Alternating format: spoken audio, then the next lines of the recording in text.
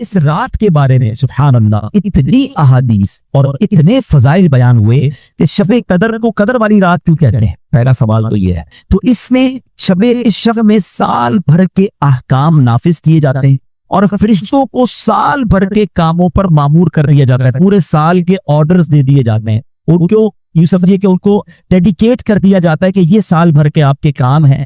اور اس رات کو شب قدر اس لیے بھی کہتے ہیں کہ اس رات میں جو عبادتیں کی جاتی ہیں اس کی قدر کی جاتی ہے، وہ مقبول ہو جاتی ہیں، اس لیے بھی اس رات کو شب قدر کہا جاتا ہے۔ نبی پاک علیہ الصلوۃ والسلام نے ارشاد فرمایا، جس نے اس رات میں ایمان اور اخلاص کے ساتھ شب بیداری کر کے عبادت کی تو اللہ تعالیٰ اس کے سابقہ صغیرہ گناہوں کو بخش دیتا ہے۔ کبیرہ گناہ جو ہوتے ہیں نا وہ توبہ سے معاف ہوتے ہیں، ہم انشاءاللہ توبہ بھی کریں گے، لیکن سارے پچھلے صغیرہ گناہ کس کے معاف ہوتے ہیں؟ جو اس رات شب بیداری کرے اور عبادت میں اس رات کو گزارے۔ حضرت انس بن مالک رضی اللہ تعالیٰ سے روایت ہے اور یہ ابن ماجہ کی حدیث ہے کہ رمضان کا مہینہ آیا تو پیارے آقا علیہ الصلوۃ والسلام نے ارشاد فرمایا، بے شک تمہارے پاس ایک مہینہ آیا اور اس میں ایک ایسی رات ہے جو 1000 مہینوں سے بہتر ہے، جو شخص اس رات سے محروم ہو گیا وہ تمام نیکیوں سے محروم رہا، جو اس رات سے محروم رہ گیا وہ تمام نیکیوں سے محروم رہا، اور محروم وہی رہے گا جس کی قسمت میں محرومی۔ ہم نے ان 5 راتوں کو ٹارگٹ میں رکھنا ہے، ان راتوں میں کوئی اور کام نہیں ہونا چاہیے، بس اللہ کی رضا والے کام ہو، عبادت ہو، جتنا ہو سکے عبادت ہو، کوئی گناہ والی بات نہ ہو۔ لہذا ہر مسلمان کو چاہیے کہ وہ رات عبادت میں گزارے اور استغفار میں گزارے۔ بی بی عائشہ صدیقہ رضی اللہ تعالی عنہا فرماتی ہیں، میں نے نبی پاک علیہ الصلوۃ والسلام سے عرض کی کہ اگر حضور مجھے معلوم ہو جائے کہ لیلۃ القدر کون سی رات ہے تو پھر میں کیا پڑھوں؟ تو میرے آقا علیہ الصلوۃ والسلام نے لیلۃ القدر کا ایک وظیفہ عطا فرمایا ہے۔ میرے آقا فرماتے ہیں پڑھو، اللہم انک عفو کریم تحب العفو فاعف عنی۔ اے اللہ، ذرا ترجمہ سنیں اس کا، یہ اتنی ٹچی دعا ہے، اگر اس کو دل کی گہرائیوں سے پڑھے نا تو آپ کی کیفیت بن جاتی ہے، آپ کی آنکھوں میں آنسو آ جاتے ہیں۔ اللہم انک عفو، اللہ تو معاف کرنے والا ہے، تحب العفو، اللہ تو معافی کو پسند کرتا ہے، فاعف عنی، اللہ مجھے بھی معاف کرے۔ پہلے اللہ کو اس کی شان کریمی کا ذکر کر کے عرض کیا جا رہا ہے، اللہ تو معاف کرنے والا، اللہم انک عفو کریم تحب العفو، اللہ معافی کو تو پسند بھی کرتا ہے، میں بھی تو تیرا صاحب ہوں، میں بھی تو گناہگار ہوں، مجھے بھی تو معاف کر دے، فاعف عنی۔ آئیے مل کر اس دعا کو 5 راتوں میں کثرت سے پڑھنا ہے، اپنے گناہوں کو یاد کر کے سر جھکا کر شرمندگی کے ساتھ پڑھ لیں۔ اللہم انک عفو کریم تحب العفو فاعف عنی، اللہم انک عفو کریم تحب العفو فاعف عنی، اللہم انک عفو کریم تحب العفو فاعف عنی۔ اے میرے میٹھے اسلامی بھائیوں، یہ رات تبدیل ہوتی رہی، اس رات کے بارے میں بڑے اقوال ہیں، اکثر بڑے علماء کا یہ بھی قول ہے اس 27ویں شب جو ہے وہ شب قدر ہوتی ہے۔ کچھ علماء فرماتے ہیں کہ یہ رات بدلتی رہتی ہے۔ بہرحال ہمیں ان 5 راتوں میں خوب عبادت کرنی ہے، اور اس کے بارے میں اللہ تبارک و تعالیٰ نے اس رات کو پوشیدہ کیوں رکھا ہے، جس طرح دیگر اشیاء کو اللہ کریم نے پوشیدہ رکھا۔ مثلا اللہ تعالیٰ نے اپنی رضا کو اطاعتوں میں پوشیدہ رکھا ہے، ہمیں نہیں پتہ کون سی نیکی سے رب راضی ہو جائے، اس لیے کیا کہا جاتا ہے، چھوٹی نیکی کو بھی نہیں چھوڑنا ہے۔ کبھی آپ نے سنا ہوگا نا کہ کسی نے کتے کو پانی پلایا، اس کی بخشش کر دی گئی، راستے سے کانٹا ہٹا دیا، اس کی بخشش کر دی گئی۔ تو چھوٹی نیکی بھی نہیں چھوڑنی ہے، کیونکہ اللہ پاک نے اپنی رضا کو اطاعتوں میں چھپا کر رکھا ہے۔ ہم نہیں جانتے کس عمل سے اللہ راضی ہو جائے، وہ نقطہ نواز ہے، تو بندہ ہر نیکی کرتا جائے، کیا معلوم اس سے میرا رب راضی ہو جائے۔ بالکل اسی طرح اللہ تبارک و تعالیٰ نے اپنے غضب کو گناہوں میں چھپا رکھا ہے، ہم نہیں جانتے کون سا گناہ اللہ کے غضب کی باعث بن جائے۔ بعض اوقات ہمیں لگتا ہے چھوٹا سا گناہ ہے اور وہی رب کی ناراضی کا باعث بن جاتا ہے، تو بندہ اپنے آپ کو گناہوں سے بچاتا رہے۔ اسی طرح اللہ نے اپنے اولیاء کو اپنے بندوں میں چھپا کے رکھا، ہمیں نہیں پتا کون اللہ کا ولی ہے۔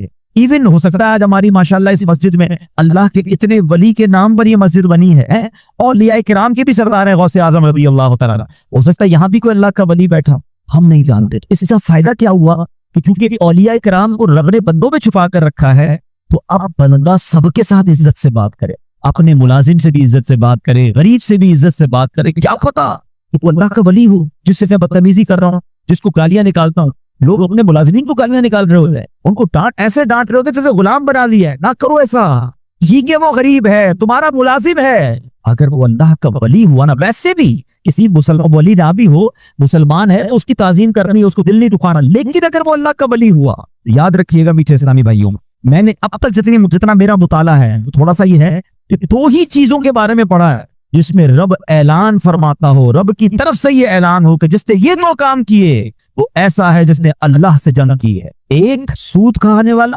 سود کا کام کرنے والے کے بارے میں پڑھا, اور دوسرا کسی نے اگر اللہ کے ولی سے دشمنی کی وہ ایسا ہے جس نے اللہ سے جنگ کی. یہ 2 کام کرنے والا برباد ہی ہوتا ہے. تو بندوں سے عزت سے پیش آ, تو یہ اللہ کی بشیت ہے. اسی طرح رب نے یہ لیلۃ القدر کو بھی پوشیدہ تاکہ ہم ان 5 راتوں میں تلاش کریں, عبادت کریں, ورنہ ہم تو ایسے نکمے لوگ ہیں, ایک رات پتہ چل جاتی تو باقی راتوں تو پھر ویسے ہی سارے بھول جانے تھے. چلو اس بہانے 5 راتیں تو مسجدیں بھرتی ہیں, ان 5 راتیں تو سجدے ہوتے ہیں, کچھ عبادت ہوتی ہے. تو بہرحال میرے پیچھے اسلامی بھائیوں ہمیں اس کو سمجھنا ہے. اچھا آگے قرآن فرماتا ہے وما ادراک ما لیلۃ القدر, تم نے کیا جانا لیلۃ القدر کیا.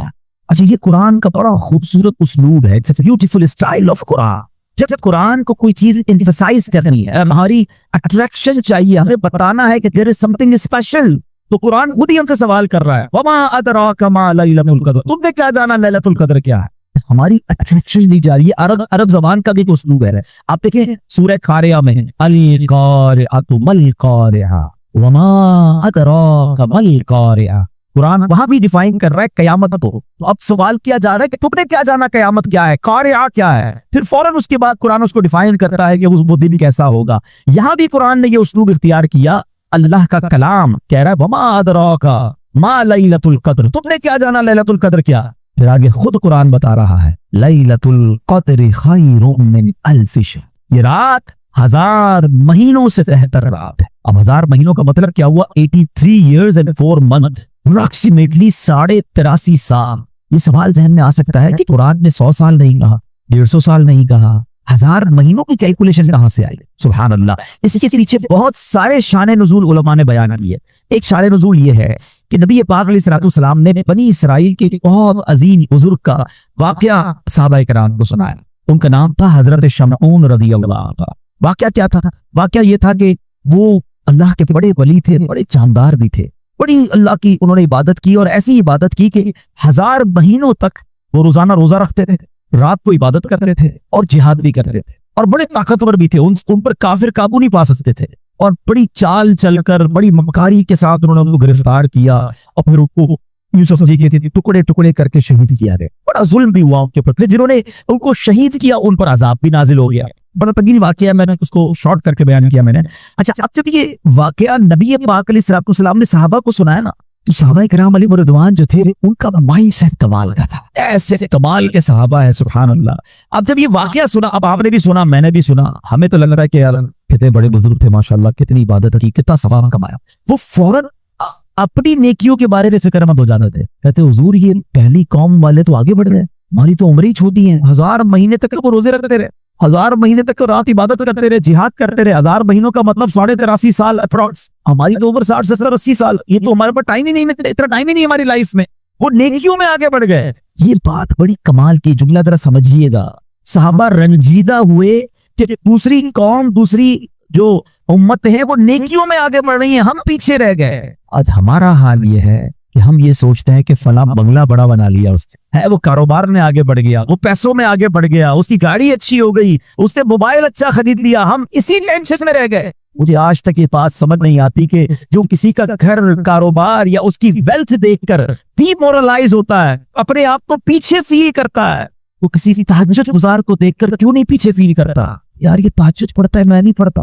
یہ روز قرآن پڑھتا ہے, میں نہیں پڑھتا. یہ دین کا کام بھی کر رہا ہے, کاروبار بھی کر رہا ہے, میں تو صرف کاروبار کر رہا ہوں, میں تو دین کو ٹائم ہی نہیں دے رہا. میں اپنے آپ کو اس وقت کیوں شاید فیل نہیں کر رہا, اس وقت کیوں میرے دل میں یہ بات. یہ صحابہ کرام کا انڈرسٹینڈنگ لیول تھا کہ جب بھی وہ کسی کو نیکیوں میں آگے بڑھتے دیکھتے, وہ چاہتے ہم بھی آگے بڑھے. پلیز کمپٹیشن لائف پہ یہ والا لاؤ. یہ جو دنیا کا کمپٹیشن ہم لے آئے نا, اس میں کبھی بھی پرسکون نہیں ہو گیا. ہر شیر کا سوا شیر موجود ہے. آپ لاکھ پتی ہو جائیں گے تو کروڑ پتی نظر آئے گا, کروڑ پتی نظر آئیں گے تو ارب پتی نظر آئے گا, ارب پتی بھی بن جاؤ گے تو پھر آگے اس سے آگے والا نظر آئے گا, اور اسی ریس میں زندگی ختم ہو جائے گی. کرنا کیا ہے؟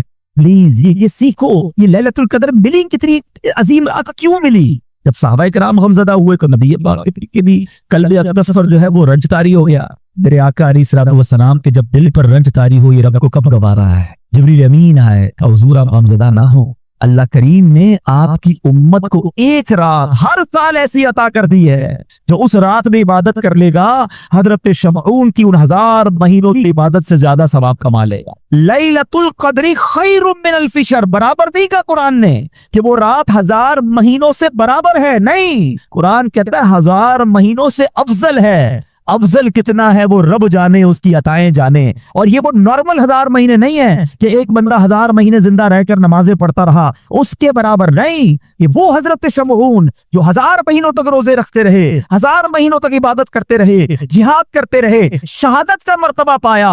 اللہ اکبر. نبی پاک کی کرم نوازی سے, اللہ کے حبیب کی امت ہونے کی برکت سے اللہ نے ایک رات ہر سال دے دی کہ جو اس ایک رات میں عبادت کر لے حضرت شمعون کی ان 1000 مہینوں سے عبادت سے زیادہ ثواب کما لے گا. تو یہ اتنا بڑا احسان, اور یہ ہمیں کیوں ملی؟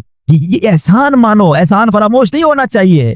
یہ سب کچھ ملا ہے نبی پاک کے صدقے. ایمان ملا ان کے صدقے, رمضان ملا ان کے صدقے, قرآن ملا ان کے صدقے. سچی بات تو یہ ہے رحمان ملا ان کے صدقے. وہ کیا ہے جو در مصطفیٰ سے ہم نے پایا نہیں ہے؟ جس کو اتنا کچھ نبی پاک کے صدقے ملا ہو, اس کی تو زندگی ان کی محبت میں گزرنی چاہیے, اس کی تو زندگی ان کا گن گاتے ہوئے گزرنی چاہیے, ان کی سنتوں پر عمل کرتے گزرنی چاہیے. تو اے میرے میٹھے اسلامی بھائیوں, اب سمجھ لو یہ کتنی بڑی رات ہے.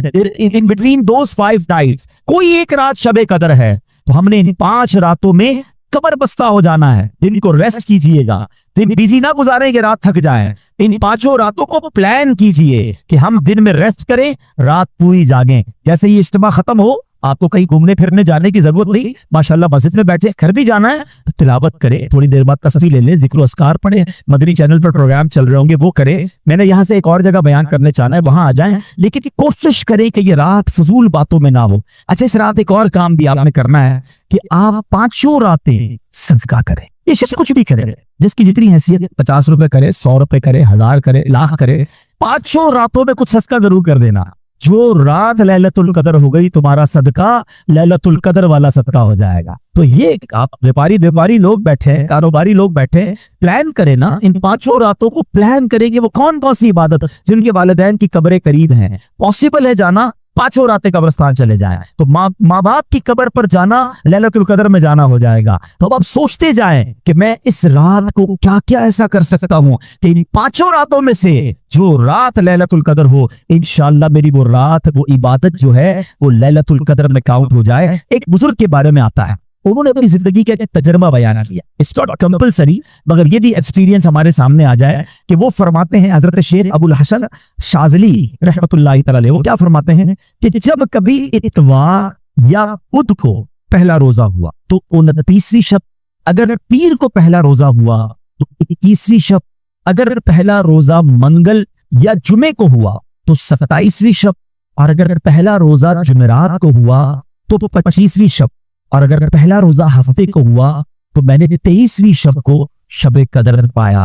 اچھا, بہت بڑے بڑے علماء کا ماننا یہ ہے کہ 27ویں شب قدر ہے. اس میں ایک بڑا اسٹرانگ اشارہ ہے کہ لیلۃ القدر سورت میں ہی لیلۃ القدر آیا 3 بار. ٹھیک ہے, انا انزلناہ فی لیلۃ القدر وما ادراک ما لیلۃ القدر لیلۃ القدر خیر من الف شہر. کتنی بار آیا؟ 3 بار. اچھا, لیلۃ القدر جو لفظ ہے اس پہ 9 حروف ہیں. ٹھیک ہے, کاؤنٹ کریں گے تو 9 حروف ہیں. 9 ملٹیپلائی بائی 3 27 ہے. تو کچھ علماء کہتے ہیں یہ اشارہ ہے کہ 27ویں رات جو ہے وہ شب قدر ہے. بہرحال یہ ساری باتیں کرنے کا مقصد یہ ہے کہ اس رات کو سمجھیے, اور ان 5 راتوں میں ہم نے انشاءاللہ عبادت کرنی ہے. اور اس رات کی کچھ علامتیں بھی بیان کی. دیکھیں نبی پاک نے کتنا بڑا احسان کیا کہ بہت ساری ہمیں نشانیاں بھی بتا دی. اس رات کے سمپٹمز کیا ہیں؟ فرمایا کہ حضرت عبادہ بن صامت رضی اللہ تعالیٰ عنہ نے بارگاہ رسالت میں شب قدر کے بارے میں سوال کیا تو پیارے آقا نے فرمایا کہ شب قدر رمضان کی آخری طاق راتوں, آخری عشرے کی طاق راتوں 21 23 25 27 یا 29 میں سے تلاش کریں. پھر فرمایا جو اس میں اس رات کی علامتیں کیا ہیں کہ وہ مبارک کھلی ہوئی شب ہوگی, نہ زیادہ گرمی ہوگی اس رات, نہ زیادہ سردی ہوگی, بلکہ یہ رات معتدل یعنی ماڈریٹ ہوگی. اس سے چاند کھلا ہوا ہوگا, शैतान को आसमान से सितारे नहीं मारे जाने। कभी आप देखते हैं कि स्टार टूट रहे होते हैं, नजर आते, कभी कभी नजर आते हैं, यहाँ तो नहीं, शहर में गांव में नजर आते हैं, लेकिन उस रात को शैतान को सितारे नहीं मारे जाते। और ये भी बताया कि इस रात के बाद जो सुबह आती है, उस रात यदि सुबह जो सूरज निकलता है वो बगैर शुआओं के तुलू होता है, यानी सूरज ऐसे निकलता है जैसे 14वीं रात का चांद होता। जो लैलतुल कदर के बाद की सुबह होती है, इस सूरज की लिए निशानी फरमाई गई। और बाज उलमा ये भी फरमाते हैं कि इस रात जो है समुंदर का पानी मीठा हो जाता है। अच्छा, ये सारी निशानियां तो बयान हुई रिवायतों में, किताबों में, अहादीस में। जरूरी नहीं कि हर निशानी हम देख सके, वो आंख भी तो चाहिए ना, है? आंख वाला तेरे जौबन का तमाशा देखे, आंख वाला तेरे जौबन का तमाशा देखे, दीदाए गोर को क्या आए नजर क्या देखे। तो बहरहाल ये भी अलामतें भी बयान हुई। हमें इंशाअल्लाह, मैं भी नियत करता हूँ, आप भी नियत करें कि इंशाअल्लाह ये 5 रातें हम खूब इबादत में गुजारेंगे, इंशाअल्लाह दुआओं में गुजारेंगे। अब मैं टर्न कर रहा हूँ अपने टॉपिक को एक अजीम हस्ती की तरफ, और ये भी बहुत ही कमाल की हस्ती है। 21 रमजान उनका यौम शहादत है। शेर खुदा आपका लकब रहा, नबी पाक के बहुत जबरदस्त साथी रहे। और सुभान अल्लाह, आपके फजाइल सुनते हैं तो ईमान ताजा हो जाता है। अल्लाह करीम ने कैसे फजाइल से नवाजा। बच्चों में सबसे पहले ईमान लाने वाले हजरत मौला अली शेर खुदा करमल्लाहु तआला वजहुल करीम है। आपको करमल्लाहु तआला वजहुल करीम कहा जा रहा है। हाँ, ये बड़ा क्वेश्चन आता होगा जहन में कि सारे सहाबा को रज़ी अल्लाह ताला अन्हु कहा जाता है और मौला अली को करमल्लाहु ताला वजहुल करीम यूं कहा जाता है। करमल्लाहु ताला वजहुल करीम का मतलब ये है अल्लाह पाक आपके चेहरे की वजाहत को, आपके चेहरे के फैज को और बढ़ाए। और अल्लाह ने बढ़ाया, वजह यह है कि आपके सर मुबारक ने कभी किसी बुत के आगे सजदा नहीं किया। और उसकी बड़ी वजह क्या हुई, आप अभी छोटे ही थे तो नबी पाक अलैहिस्सलाम के कजन हैं, चचा भाई हैं, तो अबू तालिब से नबी पाक अलैहिस्सलाम ने मौला अली को बचपन में ही ले लिया था। उनके ऊपर बहुत ज्यादा यूं समझे मुआश का और अयाल का बोझ था, तो कुछ बोझ बांटने के लिए, हमारे नहीं होता है फैमिली में बच्चे ले लेते हैं, तो प्यारे आका अलैहिस्सलाम ने मौला अली को ले लिया। अब नबी पाक की गोद में इनकी परवरिश हुई है, इन्होंने आंखें खोली तो नबी पाक को देखा है, होश संभाला तो आका की बातें सुनी। ये नबी पाक की बचपन से ट्रेंड है। नबी पाक का डायरेक्ट फैजान जो है वो मौला अली शेर खुदा करमल्लाहु तआला वजहुल करीम को मिला। अच्छा, आपका एक और लक़ब तो बड़े हैं, कर्रार, और आपको शेर खुदा, असदुल्लाह, असदुर रसूल। आपका एक बड़ा यूनिक कुनियत और वो है अबू तुराब। अबू तुराब कहते हैं मट्टी वाले को। एक बार नबी पाक अलैहिस्सलाम, क्योंकि आप नबी पाक अलैहिस्सलाम की प्यारी शहजादी आप ही के निकाह में थी, खातून जन्नत बीबी फातिमा रज़ियल्लाहु ताला अन्हा। तो एक बार नबी पाक अलैहिस्सलाम मौला अली शेर खुदा करमल्लाहु तआला वजहुल करीम घर गए तो कहा अली कहाँ है, तो कहा वो घर से बाहर है। और जब घर से बाहर मेरे आका गए तो वो मट्टी पर लेटे हुए थे। अब वो लेटे हुए थे तो कपड़ों पर और जिस्म पर भी मट्टी लग रही। तो नबी पाक अलैहिस्सलाम ने बड़े प्यार से कहा कुम या अबा तुराब, ऐ मट्टी वाले खड़े हो जाओ। मौला अली कहते उसके बाद से मुझे मेरे नाम से ज्यादा अबू तुराब को नियत से मोहब्बत हो है। और आला हजरत इमाम अहले सुन्नत क्या खूबसूरत बात लिखते हैं, उसने लक़ब खाक शहनशाह से पाया। लक़ब खाक, खाक को कहते हैं, लक़ब क्या मिला खाक का, उसने लक़ब खाक शहनशाह से पाया, जो है दरे कर्रार के मौला है हमारा। सुभान अल्लाह, आपके बारे में फजाइल तो बहुत हैं। आपका जिक्र खैर कुरान में कैसा है? देखिए, मैं और आप नेकी करके भी दुआ करते हैं अल्लाह कबूल कर ले। मौला अली ने एक ऐसी नेकी की कि कुरान में उसका जिक्र आ गया। मैं भी थोड़ी देर पहले जुमला कह रहा था कि जो चीज कुरान में आ जाएगी ना, उस सुबह कयामत तक मस्जिदों में तिलावत होती रहेगी, कुरान में लोग पढ़ते रहेंगे। यानी हजरत अली की ये नेकी अब कयामत तक लोगों की जबानों पर है। और आपने काम क्या किया था, पहले कुरान की आयत सुन ले, फिर आपका वो काम बताता हूँ जो आज हमारे लिए भी बड़ा रेलेवेंट है। मौला अली शेर खुदा करमल्लाहु तआला वजहुल करीम की शान में जो आयत है, बिस्मिल्लाहिर्रहमानिर्रहीम, अल्लज़ीना युनफ़िकूना अम्वालहुम बिल्लैलि वन्नहारि सिर्रन व अलानियतन फलहुम अज्रुहुम इंदा रब्बिहिम वला खौफुन अलैहिम वला हुम यहज़नून। तर्जुमा कंजुल ईमान, ये सूरह बकरा की आयत नंबर 274 है। वो जो अपने माल खैरात करते हैं रात में और दिन में, छुपे और जाहिर, उनके लिए उनका इनाम हिस्सा है उनके रब के पास। उनको ना कुछ अंदेशा हो ना कुछ गम। मौला अली ने ऐसा कैसा सदका किया। हजरत नईमुद्दीन मुरादाबादी जो मुफस्सिर कुरान है लिखते हैं कि एक कौल ये है कि ये आयत हजरत अली के हक में नाजिल हुई। उनके पास 4 दिरहम, सिर्फ 4 दिरहम। आपने क्या किया कि आपने चारों को खैरात कर दिया, एक रात में किया, एक दिन में किया। ایک اعلانیہ کیا، ایک چھپ کر کیا. اللہ کریم نے یہ سارا صدقہ کیسا قبول فرمایا کہ اس کا ذکر قرآن میں فرما دیا. یہاں دو باتیں سیکھنے کو مل رہی ہیں. ایک، دل کیسا تھا، 4 ہی تھے، چاروں دے دیے. ہمارے پاس لاکھوں ہوتے ہیں، تھوڑے نہیں دیتے. 2.5% ہی تو زکوٰۃ ہے نا. وہی لوگوں کو بھاری پڑ رہی ہے، وہی کیلکولیشن میں گھبرا رہے ہوتے ہیں یار یہ بھی بچ جائے زکوٰۃ سے، یہ بھی نکال دو، کسی طرح اس کی بھی نہ دینی پڑے. اچھا پچھلے سال دی تھی دوبارہ دینی پڑے گی. سوال بھی ایسے کرتے کہ سمجھ نہیں آ رہا کیا چاہ رہا ہے بھائی. حضرت وہ پچھلے سال دے دی تھی، سونا وہی ہے تو دوبارہ دے دیں. ارے بھائی ہر سال گزرنے کے بعد 2.5% آپ نے دینا ہے. بات ہم کرتے ہیں کہ ہم پنجتن کے غلام ہیں، بات ہم کرتے ہیں ہم صحابہ کے جناب چاہنے والے ہیں. دیکھو یہ تھے صحابہ کہ جو ہوتا تھا وہ دے دیتے تھے، اور کیا انداز تھا کہ چھپ کر بھی دے رہے ہیں، صبح بھی دے رہے ہیں کہ یار کوئی تو ادا اللہ کو پسند آ جائے، رات بھی دے رہے ہیں. تو سبحان اللہ، یہاں ایک اور بات سیکھنے کو مل رہی ہے کہ صدقہ دیں، یہ نیکی کریں. اس کے پیچھے ریزن ایک ہو کہ اللہ کی رضا ہو، اخلاص ہو. لوگوں کو دکھانے کے لیے نہ مال خرچ کریں نہ عبادت کریں. یہاں بڑا برا حال ہے. پلیز شیطان کی اس وار کو آج ہم سارے سمجھ لیں. وہ کبھی نہیں چاہے گا ہم نیکی کریں. آج ہم یہ اجتماع میں آئے نا، ہم یہ بیٹھے ہیں، شیطان کو بہت برا لگ رہا ہے. اب وہ پلان کر رہا ہوگا یار اس کی رات برباد کیسے کریں. اب ہم بھی تو شیطان کی باتوں میں آ جاتے ہیں. اب باہر نکل کے کہیں گے یار ماشاءاللہ آج رات تو بڑا مزہ آیا، میں تو پہلے سے ہی چلا گیا تھا، صلاۃ و تسبیح بھی پڑھی، اس کے بعد بیان بھی سنا، ذکر بھی ہوا، دعا میں تو میرے بڑے آنسو بھی بہے. بھائی آپ اپنی پوری کارکردگی کیوں کسی کو دینا چاہتے ہیں؟ سوچئے. اگر تو اچھی نیت ہے کہ اگلے بار پھر اجتماع میں کسی کو بلانا ہے پھر تو ٹھیک ہے، انما الاعمال بالنیات. لیکن نیت یہ ہے کہ سامنے والا کہے کہ یار ماشاءاللہ آپ تو بڑی نیکیاں کما رہے. اپنے دل سے اللہ کے لیے کام کریں، اللہ کی رضا کے لیے صدقہ دیں، اللہ کی رضا کے لیے نیکی کریں. یا ایک سوال چھوڑی جا رہا ہوں، ٹھیک ہے. پہلے تو اخلاص کی ایک تعریف علماء نے بیان کی، بہت ساری تعریفیں ہیں، اس میں سے ایک تعریف علماء نے یہ بیان کی کہ اخلاص یہ ہے کہ جس طرح تم اپنے گناہوں کو چھپاتے ہو اس طرح اپنی نیکیوں کو چھپا. اب بتائیے میں اور آپ چاہتے ہیں ہمارے گناہ کسی کو پتہ چل جائے؟ مجھے کوئی نہیں چاہتا. نیکیاں پتہ نہ چلے تو ٹینشن شروع ہو جاتی ہے. یار کوئی تو طریقہ ہوگا جس سے پتہ چل جائے کہ میں نے اس بار کتنی زکوٰۃ دی ہے، تو کتنی روزے رکھے، تو کتنے تراویحاں پڑھی، تو اور کتنی تلاوت کی. کیوں کرتے ہیں ایسا؟ اپنے دل سے سمجھے. یہی شیطان مردود چاہتا ہے کہ ہماری نیکیاں ڈسٹرائے ہو جائیں اور ہم اس کی باروں میں آ جاتے ہیں. مولا علی شیر خدا کرم اللہ تعالی وجہ کریم کا یہ ذکر خیر ہمیں بتا رہا ہے کہ اللہ کی رضا کے لیے عمل. آپ تو اللہ کی رضا کے لیے کیسا کام کرتے تھے. ایک بار ایک غزلے میں کسی سے لڑائی ہو رہی ہے تو آپ اس کافر کے سینے پہ چڑھ گئے. اس کافر نے کیا کیا؟ آپ کے چہرے پہ تھوک دی. دشمن خدا نیچے ہے، ہاتھ میں تلوار ہے، اور مولا علی جیسی شخصیت ہے، کتنی شجاعت والے، اور چہرے پہ تھوک دیا اس ظالم نے. آپ ہٹ گئے، آپ نے اسے چھوڑ دیا. کہتا ہے اے علی یہ کیا ہے؟ میں تمہارے نیچے تھا، ہاتھ میں تلوار تھی، اور میں تمہارا دشمن ہوں، اور میں نے اور تمہارے لیے ایک برا عمل کیا، چہرے پہ تھوک دیا. میں تم سے پہلے جو لڑ رہا تھا وہ اللہ کے لیے لڑ رہا تھا. جب تم نے میرے چہرے پر تھوکا تو میرا نفس بھی شامل ہو گیا، میرے دل کا غصہ بھی شامل ہو گیا.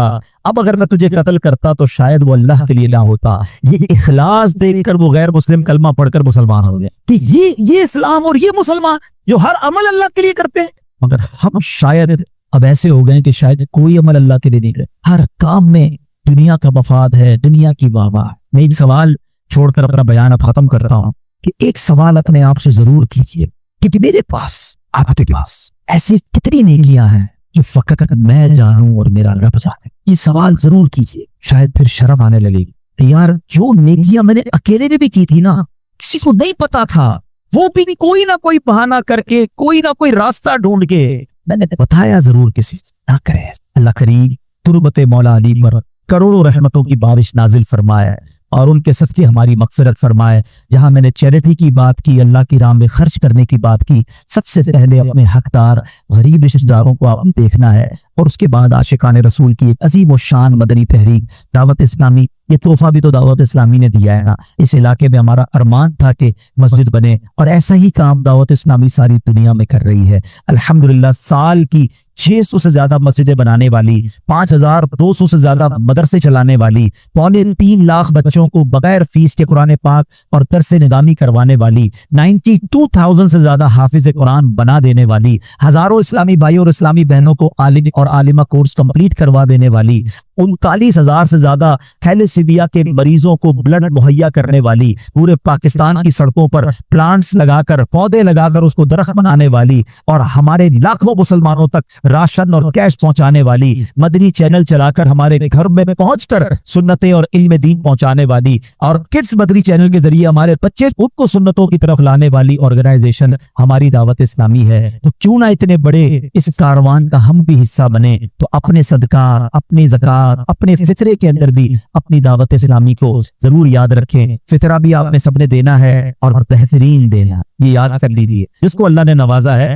نوازا ہے تو احادیث سے 4 قسم کا فطرہ بیان ہوا، اور اس میں کشمش کا، جو کا، کھجور کا اور گندم کا دینے کی باری آئے تو اچھے دل کے ساتھ دیں۔ روزانہ افطار میں اجوا کھجور کھانی ہے اور فطرہ گندم کا دینا ہے، یہ تو بات چیز نہیں ہے نا۔ اللہ نے جب اجوا دی ہے، اللہ نے بہترین کھانے دیے، تو یہ بھی شکر کا انداز ہے، یا اللہ تو نے مجھے بہترین رکھا، میں تیری راہ میں خرچ بھی بہترین کروں۔